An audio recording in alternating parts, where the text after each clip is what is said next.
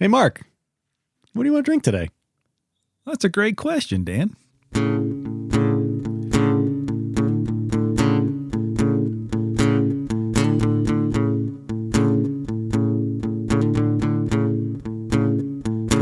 I'll tell you what we're going to drink.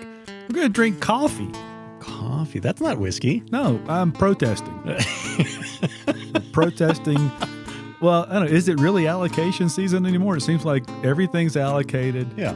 Half the stuff we used to walk in and buy off the shelf, we got allocated. We got to beg and ask permission and do voodoo dances and some kind of weird gyration to have a chance at. I'm in full protest mode. All right, I can protest over coffee. Well, let's have. I don't know. I guess we don't clink glasses for coffee, but we're protesting. Yeah, we're protest sip, and we're protesting with style. This isn't just coffee. Yeah.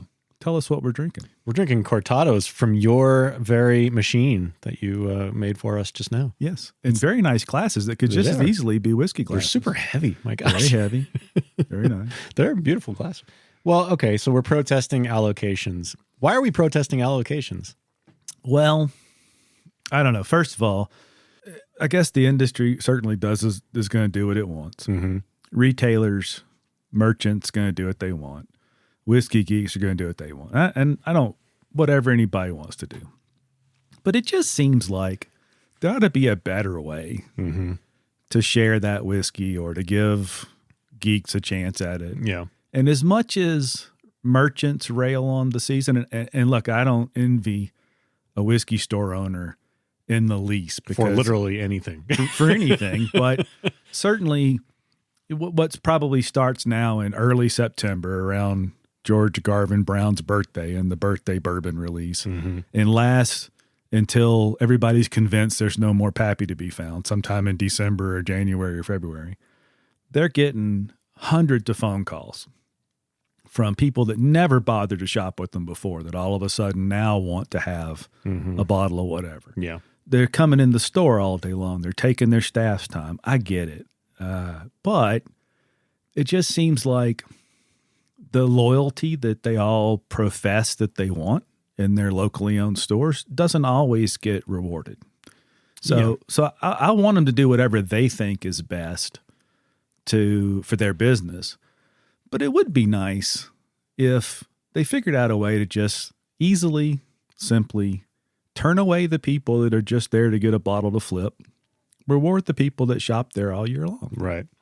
Well, and I to the retailer's credit, I think a lot of stores have done that, and that's exactly what all this lottery stuff and allocation stuff is all about. But there are bad executions of it as well, and I think it's just gotten out of control. And here's a question for you. Now, you've been buying whiskeys for a lot longer than I have. When did you first become aware of quote unquote allocation season? I mean, was it always a thing? It has been as long as I've been around, but it used to just be, and that not that long. I mean, I didn't really get into whiskey as a hobby, I guess you call it, until probably 2012 or so. Okay. And then the season was all about just the BTAC, just about the Pappy. There was very little other. There was some other things that would come in there, but I was in an I was in a control state back then, and so it was a little more focused on each town in Alabama would have maybe one of the ABC stores that was getting the BTAC stuff and the Pappy. Okay. And there was other things in there, but they'd always break it down by table. You know, you get one shot at this table. And the other tables would be things like E.H. Taylor or Stagg Jr., bottles like that you'd find in the store off and on throughout the year anyway. But it wasn't everything. So what do you think has caused all this? We did. It's you and me. That's it. It's our fault. Whiskey drinkers. Yeah. Whiskey drinkers caused, I guess. I don't know. I mean, but wait. I mean, whiskey drinkers have been around a long time. And it seems to me, within the last 5 years, it's gone from difficult to absurd. Yeah. And I think that's a good point. Whiskey drinkers have been around for a long time, but this hasn't existed at the enthusiast level for that long. Right. I was thinking about that because there was somebody on Instagram that was talking about what's your favorite bottle under $20? And I was like, well, they're Special Reserve. And then I didn't comment that, but that's what came to my head because that's a bottle I bought. I still have some that I paid $17 for. Sure. Of course, it's not a bottle under $20 anymore. No, not anymore. You're lucky if it's 25 or 30. Sometimes it's 50. Mm-hmm. So I think that we did do it. The market did it. We went from, Pappy started it, I guess, with this hard to get, unobtainium, let's pay anything for it thing. And then it just trickled down. Mm-hmm. And that's the same whiskey that trickles down to Special Reserve. Yeah. And if you're just the average geek, then, now you chase down Special Reserve and it's not on a shelf anymore. Yeah. Well, but I will contend that it was not us, you and me, because we're a different type of consumer. We open our bottles, we drink them. Sure. Where what's really causing this to me is the secondary market, and the idea that you can flip a bottle, and get something that's so hard to get, and then turn it around and charge twice as much for it illegally, I might add. In most cases, that these people are buying bottles simply to turn a profit. Yeah. On the secondary market. And that to me is the key difference. We buy bottles and we drink them, which is what you're supposed to do. I think so. Yeah. But I've never bought a bottle of Pappy 15 or 20 or 23. Mm-hmm. I like to think I'd open it, but certainly I think the proliferation of the market has led to a lot of it. It's nothing more infuriating than, first of all, crotch shots are just infuriating. But at 2:30, there's a crotch shot of somebody with a lot B. Mm-hmm. And then at 3:45, there's a post in a local group for 10 times the price. Yeah. That's tough. Is anybody drinking I don't know if anybody drinks the stuff. I'm going to drink it if I get it. And that's the thing. It's like, I want it to sit on my shelf for like a month so I can stare at it, And then I'm going to open it when you come over and we drink. Well, and we have. Now, again, neither one of us have gotten to buy a lot of those bottles. And partially, I don't want it to sound like we try really hard and we don't get them. I don't try. Mm-hmm. I got a bottle of Old Rip Van Winkle 10 when I lived in Alabama. And the way I got it was I got to the parking lot late Saturday night after the ABC store closed. They aren't open on Sunday. When they open Monday morning at 10, I was number 48 in line. I bought the Old Rip 10 off the big table. I bought a Stag Junior, an E.H. Taylor, something, and one other, Elijah Craig Barrel Proof. Mm-hmm. That's what I got to buy after standing in line. Paid retail for all of it. And even then, and that would have been, I don't even remember when that was, there was a dude in the parking lot with the back of his truck open offering everybody 4 and 5 times that. Mm-hmm. And then it wasn't again until just 2019 I got to buy a Stag. Yeah. And that bottle was open within an hour of it getting home. Right. And I hope we'd still do that. We did it with your 2020. Exactly. Yeah, I was going to say. I hope we'd still do that. I would. Well, it's I'm human. Yeah. But I tell you what, I always have this fantasy that I'll go into the store and there'll be the bottle. And it's the I get to show off scenario where they go, well, we'll let you buy it if you open it now. And I'm like, hand it here. Yeah. I'm going to open it. Yeah. I want to taste that stuff. Yeah. But sometimes it's tough, I guess. That's an awful lot of money. Mm-hmm. But the flippers, that's the system that we're set up for. And sometimes people get mad at the distilleries and maybe there's something more they could do to thwart that. But they don't profit from that. Yeah. Well, let's talk though about some executions of these allocated, giveaways, lotteries, whatever. I mean, there's a lot of ways that brands do it, and I can tell you that the last time I stood in line for a bottle was with you, just a couple of years ago at a allocation event. We stood outside for an hour and a half, 2 hours. Yeah, it wasn't bad. And we got inside, and neither of us walked away with one of the big high-end bottles. I got a Booker's out of it. I can't remember what you got. I don't either. But tells you a lot about that. It was not worth standing out in line for. I'm going to let you finish, but I won't do the line anymore. No, I'm done with lines too. But I would say that, and we talked about this just this morning, there's a couple executions of how you reward loyal customers that work well. Yeah. And we're starting to see more stores come to grips with that. And I don't know if that's a function of COVID. Like they don't want people coming in and just standing around. But the one that I told you I like is, basically there's a store every 3 months I'm eligible for an allocated bottle as long as I've made 3 purchases. I don't have to wait in any lines. I just walk in, I look at the list, and I say, I want that one, or I don't want that one. Yeah. What bothers me about that is now there's silly bottles on that list. That's what I was going to say. That's nice, but you say allocated, the first thing you think is Pappy, BTAC. Right. And you're not getting any of that. That's different. So it's annoying that some of the bottles that you have a chance at in that system are even on that list. But it is nice that they're trying to reward something. In that line you and I stood in at that store, basically all we had to do was be on their list and give, was it like $20 to some like to a charity. Yeah. So that wasn't the worst way to do that. Mm-hmm. But even that doesn't reward, because it's not like you would go to that store more often than I would. Mm-hmm. I only joined that list for that chance. Right. That's not rewarding their good customers. Right. In the store that locally that I go to most often, their system does. Mm-hmm. And they, there aren't any really hard rules to it. They looked, and all these stores know who's buying what. They looked in and said, these people support our store. And I like to think and hope that they looked more than just the whiskey aisle. Yeah. Because that's where we buy most everything. We buy our wine, most of our beer, almost probably 85 or 90% of our whiskey comes from that store. So hopefully they looked in there and saw the support for the store, not the support for a category. Yeah. And I hope that, because there's another store that I used to go to a fair amount, and a couple of years ago, they were so frustrated with the people walking in the store, they gave all the Pappy away to a charity and said, just do something with it. And I thought, well, that's nice, but what about me? We go every Sunday. We buy steaks there. We buy extra stuff for dinner. We used to buy wine. We used to buy a fair amount of beer. What about me? Yeah. Well, and I feel like there's a little bit of a middle finger attitude for not all retailers, but some retailers, towards their customers, saying, oh, this guy's coming in again. Well, yeah, but that guy also probably buys a ton of things. And if they couldn't track that, but that same store has a lovely referral rewards program, which I do appreciate. But, in the last 24 months, they've also jacked the price up of every bottle of liquor in that store. They've put stuff behind glass that has no business being behind glass, and then go, well, you have a rewards program. It's like, yeah, but I'm paying for, we're just trading money. It's still my money. Right.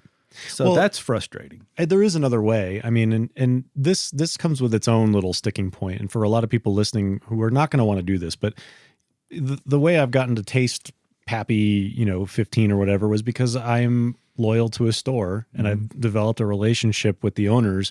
And first of all, they're lovely people and I enjoy their company. And so I'm in there a lot, just chatting.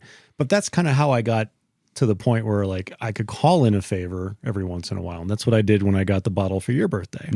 And that's what I did when I got the bottle for your birthday. Exactly. And so different store. Yeah. Same thing. Exactly. So you've developed that relationship, which is nice because A, you're gaining, ostensibly, a bigger community, which is nice. And B, you get access to things you wouldn't otherwise get access to. But for somebody listening who's like, I gotta form a relationship with a shop owner just to get, an allocated bottle. Yeah. I mean, it is a little ridiculous, right? But that's not the reason. Right. Like the reason isn't let me go do this thing I don't want to do to get a bottle. Right. That should be a byproduct of a store that brings value to you. And that's another good point, because it is a two-way street. It's not all up to us to do stuff. I mean, local businesses, for as long as there's been local businesses, have said support local businesses. And we do, but they got to earn it too. And I think in both cases, the store you're talking about, the store I'm talking about, they earned it. Yes, absolutely. They did their best to provide a good experience for a whiskey geek. And they tried to make things fair. Yeah. And that's where I'm going to spend my money.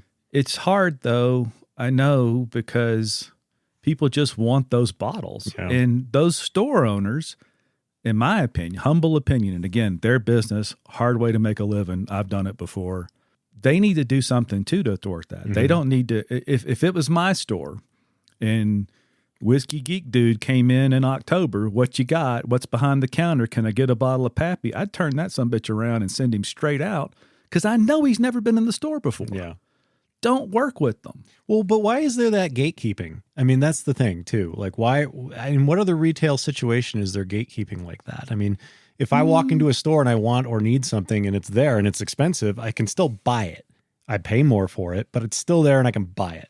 Right? That's a good question, because I think the answer you get from a lot of retailers is, well, if I just put it on the shelf, then anybody buys it and my good customers get mad at me. Well, great. Well, then what are you doing to make sure those good customers have that opportunity? Mm-hmm. And I think in a lot of cases, nothing. Yeah, exactly. It becomes its own thing. Right. It's allocated bottles. They get accumulated someplace, and then we got to figure out how to get rid of them. Yeah. In fact, one of the stores I was talking about, the way they do it now is, I've been a great customer all year. I spend thousands of dollars a year on across every category in that store, food included. And now my opportunity is to buy tickets. Mm-hmm. I bought the tickets. Yeah. They're bottles. Every Sunday when I came in here, I bought the tickets in the form of steaks and potatoes and potato chips and ice cream and whatever else we cooked that weekend. It's just, every 48 weeks a year, we're in there doing that. It's just getting overcomplicated. It is. And I would say there's a flip side to that too, though. So, I went into a store recently and I saw a bottle I wanted on the shelf and it was way overpriced. I mean, it was like 2 or 3 times what I would normally pay for this bottle. And I went up to the guy and he said, he's like, are you interested in something? I was like, well, yeah, but I'm not going to pay 3 times, what I would normally pay. He's like, oh man, I get people in here coming in all the time and they just see it and they grab it and they pay it. And so like, I'm going to let them do it. I'm like, that's unethical. That's messed up. I don't know. Is it? Yes, it is unethical. And that happened again, when I had that my Booker's saga. Yes. For those of you listening, I went into a store, saw Booker's on the shelf for $100. It was listed as $100. I said, I will, or I think 110, which is it's still more than I would normally pay. And I was like, oh, okay, it's the one I want. I'll take 2 of them.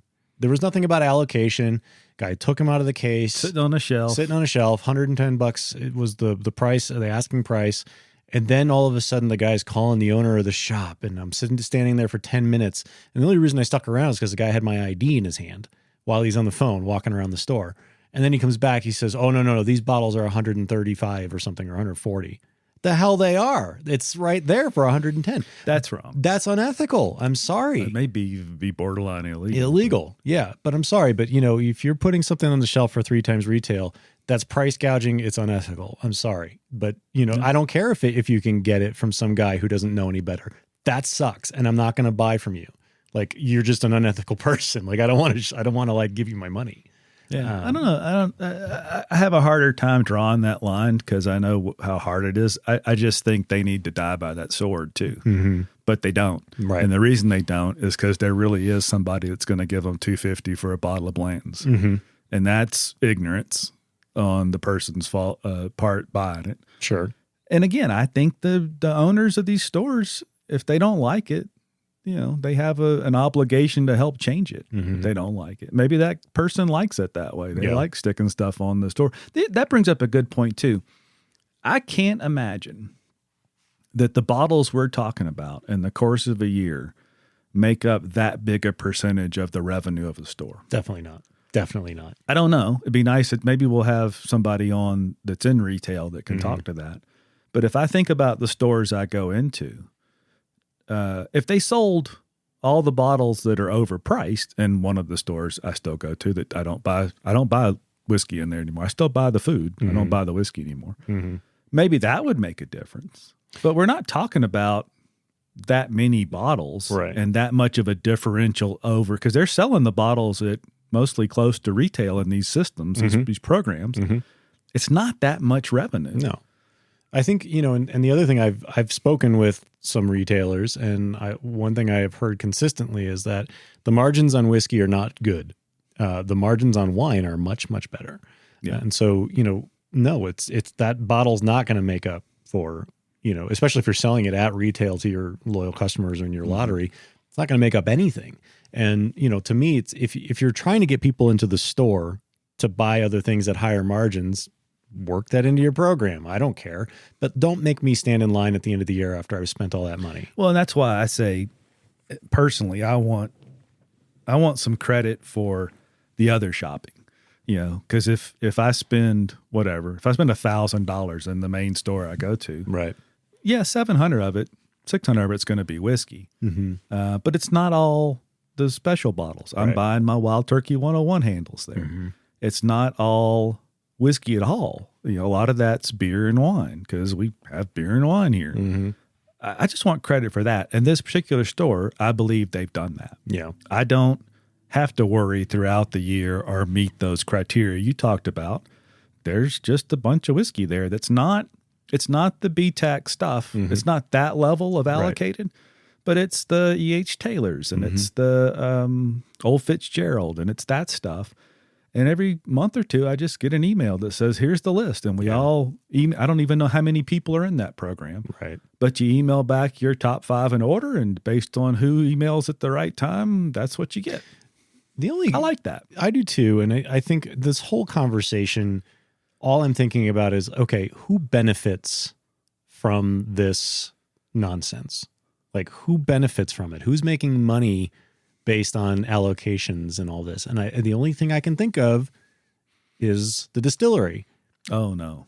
Well, because they're not, it's not even, I don't even think it's a monetary thing. I think it's a cachet thing. Sure. There's certainly, the distilleries are benefiting from the fury around whiskey in general, for sure. Most of the big ones haven't chased the price part. Some of them do. I mean, even one of our favorite, Wild Turkey, they just came out with that single Rickhouse release at $250. That's a cash grab of a bit there. Yeah. But, Buffalo Trace Sazerac has been historically famous for not changing those prices. The BTAC bottles have barely gone up over the last, 5 or 6 years. Yeah, but I think it's the retailers that push pricing. It's the flippers. That's who's making money on it. Right. I think. I don't know what I know. Yeah, I just can't quite put my finger on who is benefiting from all of this. I'm not. I'm certainly not either.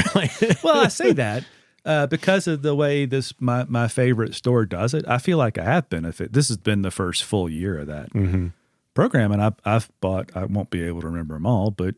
And that's an amazing thing. I can't remember all the nice bottles, but I've gotten Weller 12. I've gotten Old Fitzgerald in the decanter, the bottled in bond. I've gotten a Rock Hill Farms. I've gotten a handful of really nice bottles, and we've opened, almost all of them. Yeah, well, we have or we will or whatever. Yeah. But the point is, I didn't have to do anything other than be a good customer, and I know. It's not pure dollars to them because that store's in Boulder, Colorado. Yeah. I do not have a bank account that can compete with Boulder, Colorado locals. Right. So I know there's people that walk in and buy $1,000 worth of scotch every weekend. Yeah. I'm not that person. Right. So I think they see that, that person maybe doesn't buy any cheese from their cheese section and some doesn't buy any beer, and I buy across the store. So I appreciate that, and it's made it easier. But I'm not, again, an old Rip 10 and a George T. Stagg. That's it. I've never owned a bottle of Pappy. I've never owned a William LaRue Weller. Nope. I've sipped on a few of them, but I've never owned anything except the George T. Stagg, which I got because I just got lucky because I was the number 2 pick in a lottery. Yeah. Like that was the only reason I got that. How are lotteries legal anyway? Dude, you want to talk about laws? We're kind of living a little bit still in the Wild West here. Why don't we? Your dad's coming to town this coming week. He is, yeah. And I believe he has lawyery after his name. He does. It actually is lawyery. Lawyery. It's a northeastern thing.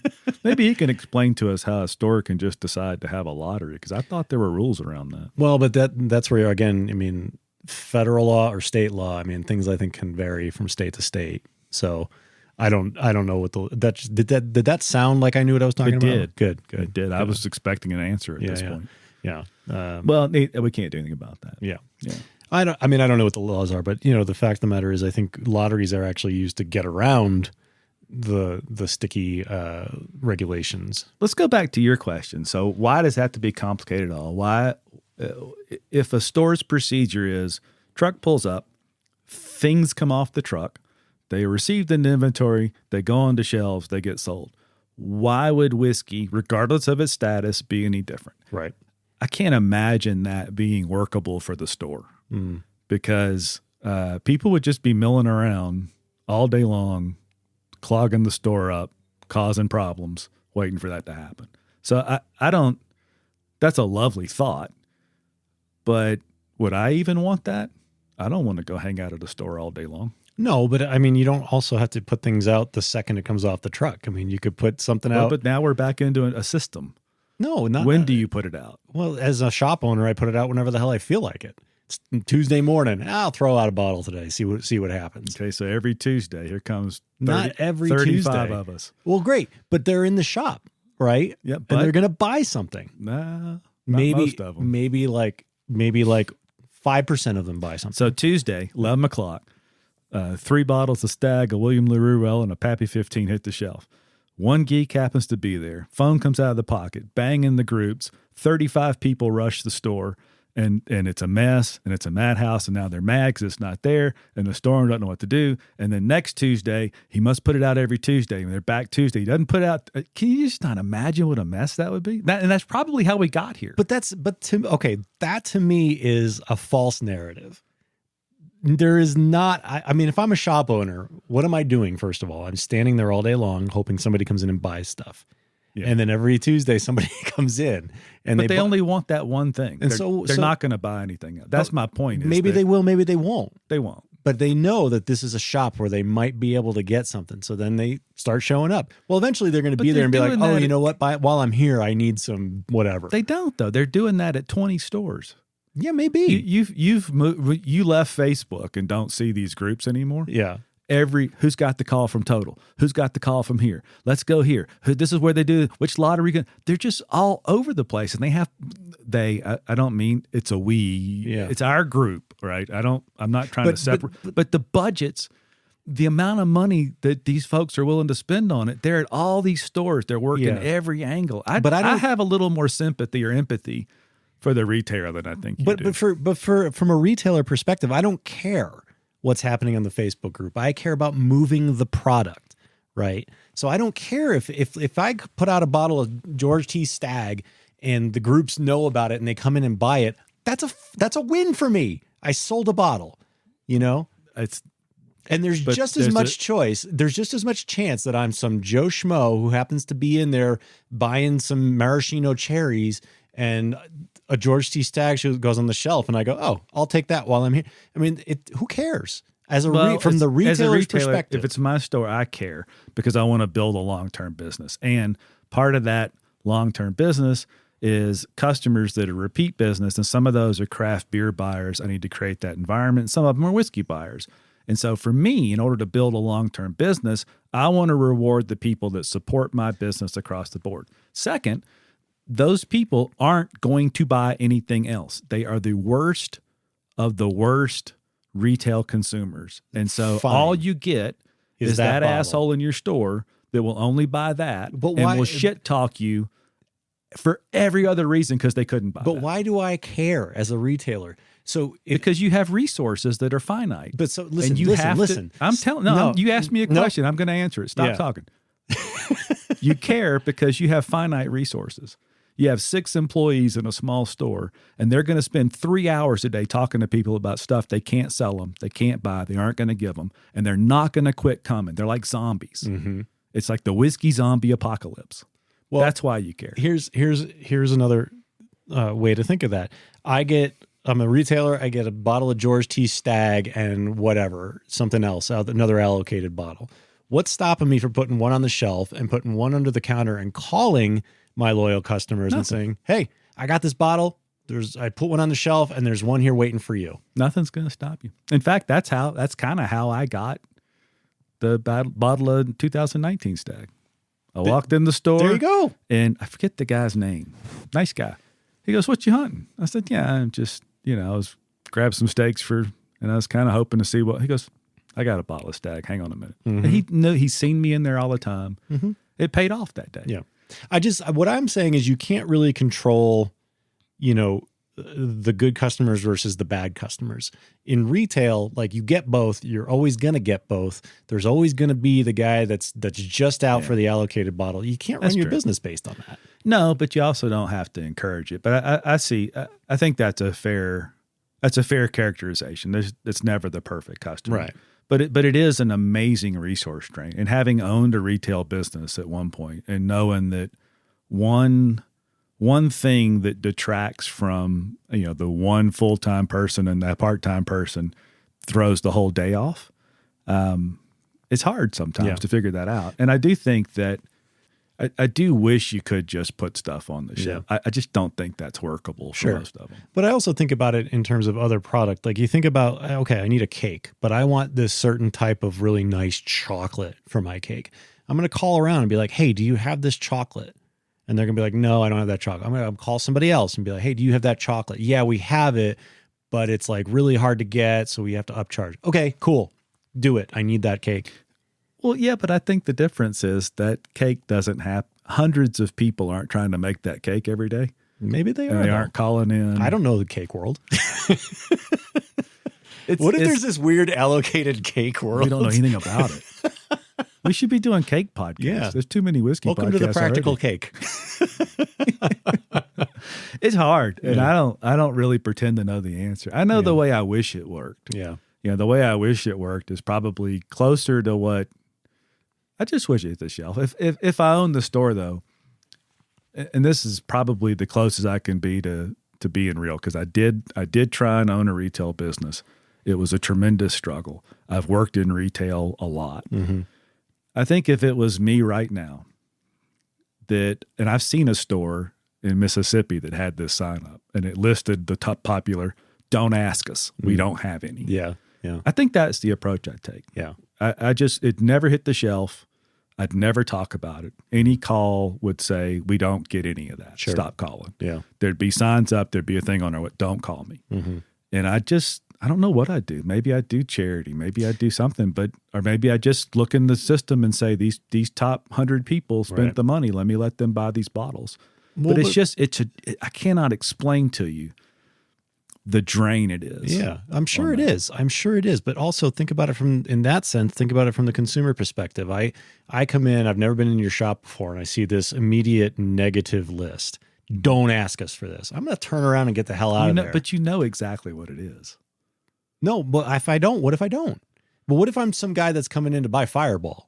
Right. Or, and I see this list that says, don't ask me for this, blah, blah, blah. Well, the thing is, you're an asshole. I don't have to sell Fireball if I don't care about allocated whiskeys. And that's another interesting thing from the amount of crap that retailers are not forced, because they don't have to do it, but they are coerced into buying under the promise of the guise of getting more of this highly allocated whiskey. Talk about something's unethical. That's got to be unethical. Sure. You got to buy a bunch of Wheatley vodka and a bunch of Fireball just to get 2 of these bottles. And I remember a couple years back, you'll remember this because I complained about it for quite a while. I had found a new little store, met the owner, doing all the things, buying the beer, buying the wine, spending the money, showing up every week. And at the end of the year, he got 1 bottle, tiny little store, 1 bottle of Old Rip 10, gave me a call. Mark, I got this bottle, thought of you. I went, hey, this is working out. I've now 18 months. Mm-hmm. Yep. He said, I'm looking for the highest bidder. I said, well, I can be anybody's highest bidder any fucking day of the week. Go yourself. And hung the phone up. I think you can say go fuck yourself because you just said fuck like 2 seconds before that. Yeah. Go fuck yourself. Actually, I his takes. I'm not sure I actually said that. Okay. It was dramatic. Yeah. I said something to the effect. Yeah, right. I definitely said I can be anybody's highest bidder because I can. I don't need you to pay $800 for a bottle. And back then it wasn't even that much. It was $400 for a bottle of Old Rip 10. That really pissed me off. Yeah. And I didn't go in for a long time. Yeah. Actually, it was he called me before I went back in. Yeah.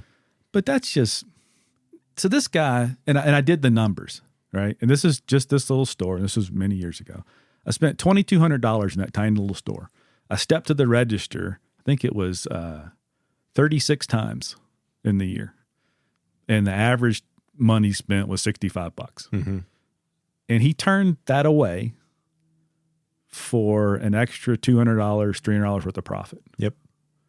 That's just bad business. It is. It's bad business. Bad business. You want people to come into your shop. You want people to keep coming back. People want to be treated with respect. Yeah. And be rewarded for being loyal.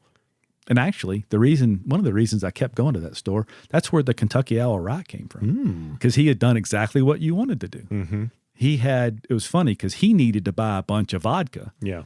And the rep told him he'd sell him an odd amount of whatever it was, maybe it was vodka, whatever he wanted, if he took these 3 bottles of Kentucky Owl off his hands. Mm-hmm. I tell you what, as a parting message, there is always a good bottle on the shelf. Yes. Always. Back to why we started this in the first place. Mm-hmm. You don't have to chase the bottles. Nope. And though our experience is limited, and though some of those allocated bottles are quite tasty, Mm-hmm. I still maintain that bottles you can buy any day of the week on a shelf in almost any liquor store are 80 to 90% as good, in some cases better, Mm-hmm. than those bottles. And I'll cite Old Rip Van Winkle 10 for that. It's really good. I don't think it's any better than an OWA. Mm-hmm. I think I'd drink any number of Wild Turkey products as often as I drink that. Yep. Those bottles still exist. You don't have to stand in line to enjoy whiskey, even at the enthusiast level. Yeah. I would call us enthusiasts. Yeah. We enjoy it. We don't stand in line for them, pay ridiculous prices for those bottles. And I would go a step further and say you're probably doing the whiskey world a service by not standing in those lines. Yeah. Just stop. Some people like the lines. It's camaraderie and it's fun, and I get that. But it's get biting why. yourself in the butt. It really is. Well, not for everybody. Well, I'm never going to stand in a line where we're long enough that I need a chair to sit. Yeah. I guess. Yeah. I don't know, man. I don't have the answers, and I certainly don't fault anybody for doing what they want to do. Mm-hmm. It does. Some of the situations we talked about do feel like they border on unethical behavior. Mm-hmm. But I guess as a retail-y kind of person, it's a little more empathy than most. If that's what they got to do, I guess that's what they got to do. Sure. It just doesn't seem like it's worth it for anybody. It really doesn't. It just seems like more trouble than it's worth for everybody. Yeah. Let's go find us a retailer to talk to and find out what their perspective is. That's a fine idea. We know a few, don't we? Yeah. Let's get some more coffee because how long does the strike continue? Well, at least through the next cup of coffee. Well, I think this has been interesting. It's good. If for nothing else, just to vent a little bit. Yeah, So absolutely. Thanks for the vent. Well, I don't know what else. What else is going on? You Socials? You should all follow us on The Practical Still, at The Practical Still on Instagram. We post lots of silly things, and it's always worthwhile. And let us know if we're on the right track, because by the time you hear this, you would have probably listened to the interview with Jess Graber. That was fun. Yep. Who else would you like us to talk to? Yeah, and join us on Fridays, every single Friday, 2:30 MST. We do Friday Sips Live, and you can chime in and tell us how wrong we are about things. Yeah, that happens a lot. Yeah, it does. It does. But we do have a lot of fun. Yeah. And we have a good little core group that shows up and drinks with us. Yep. Because you're not working on Friday. No, who is really? One of the folks that shows up it works in an ER. Yeah. And he still finds time to show Yeah. up. I don't think he's drinking though. No, probably not. Most likely. Join us for our live stream. Go to YouTube. We're at The Practical Still. You can go to thepracticalstill.com, and you can obviously find us on Instagram at The Practical Still. Please do reach out. Tell us what you think. And if you found a system that actually works for allocated bottles and does not drive you crazy, we'd like to hear that too. We would. We'd like to hear where that is, what works, what doesn't. And if you have great ideas, maybe we've had distilleries hear us and come to us and teach us things. Maybe somebody listening has a better idea for distributing these whiskeys that makes everybody else happy. Yeah. Make me a cortado. I'll make you another cortado. Cheers, Dan. Cheers.